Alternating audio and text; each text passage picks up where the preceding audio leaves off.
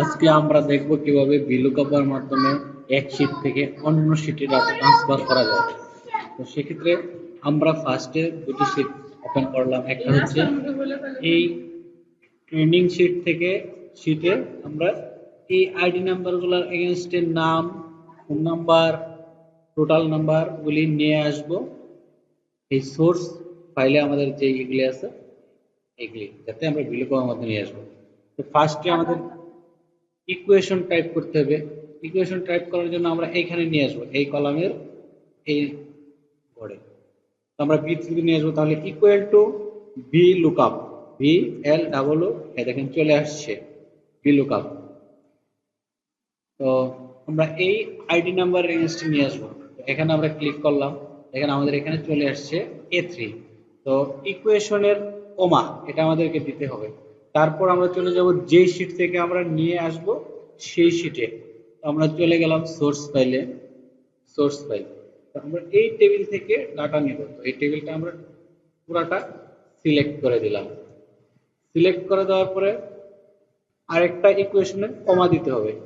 কমা দেওয়ার পর এখানে দেখেন আমরা যদি আইডি নাম্বারের এগেনস্টে নাম, ফোন নাম্বার, টোটাল নাম্বার নিয়ে আসি, যদি আমরা আইডি নাম্বারটাকে 1 নাম্বার কলাম ধরি, সেক্ষেত্রে নাম নেম হচ্ছে 2 নাম্বার কলাম, আর phone number 3 number column, total number 4 number column. সেক্ষেত্রে আমরা ফার্স্টে নিয়ে আসবো নেম। তো কমা, তাহলে আমরা আইডির এগেনস্টে নেম নিয়ে আসবো, তাহলে আমাদের 2 নাম্বার কলাম হবে 2, কমা, যদি আমাদের ডাটাগুলি ফলস হয় সেক্ষেত্রে যাতে এন শো করে সেই জন্য আমাদেরকে 0 দিতে হবে। শিফট ব্র্যাকেট ক্লোজ, আমাদের ইকুয়েশন কমপ্লিট। এই দেখেন এখানে চলে আসছে নেভার ব্র্যাকেট। আমরা সবগুলি রোতে যদি ইকুয়েশনটা কপি করে দিই, দেখেন সবগুলি চলে আসছে। তো আমরা সেম ভাবে ফোন নাম্বার নিয়ে আসবো। আমরা এই ইকুয়েশনটাকে কপি করলাম, এটা একবার টাইপ করা আছে, Ctrl+C, Ctrl+S। ফোন নাম্বারের ঘরে নিয়ে আসলাম, Ctrl+V। তো আমাদের ফোন নাম্বারটা ছিল 3 নাম্বার কলামে, সেক্ষেত্রে আমরা এখানে 3 দিলাম, 2 চেঞ্জ করে 3 দিয়ে দিলাম। তো 3 দেওয়ার কারণটা দেখেন, আমাদের আইডি নাম্বার যদি 1 নাম্বার করে 1 নাম্বার কলাম হয়, name 2 number, phone number 3 number column, তো টোটাল নাম্বার 4 নাম্বার কলাম। তো আমরা সেম এখন টোটাল নাম্বার নিয়ে আসবো, Ctrl+V, এই 2 চেঞ্জ করে এখানে 4 দিতে হবে, এন্টার। আমাদের হয়ে গেল। আমরা টোটালটা সিলেক্ট করে Ctrl+D দিলাম, আমাদের ইকুয়েশনগুলো কপি হয়ে গেল। এখন দেখেন আমরা এখানে একটি এক্সপেরিমেন্ট করে দেখি আসলে হয়েছে কিনা।